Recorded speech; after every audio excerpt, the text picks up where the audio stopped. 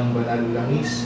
Ang aming kapatid na si Juana ay iyong pagalingin upang sa kanyang buhay makapagpatuloy siya at maging instrumento ng pagpapahayag ng mabuting balita.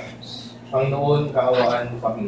Panginoon, kaawaan mo kami. Kristo, kaawaan mo kami. Kristo, kaawaan mo kami. Panginoon, kaawaan mo kami. Panginoon, kaawaan mo kami.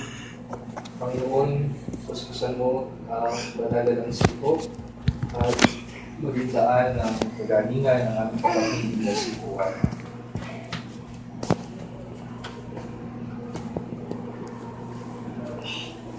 Sa bisa nitong pagpapahin ng banal na langis at alang-alang sa pag-ibig at awa sa Panginoon, pagkalooban kanya ng awa at kagalingan.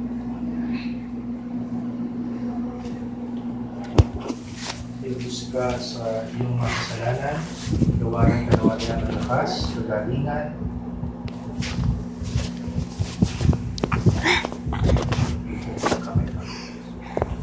kaya po ba? Hindi na kasi na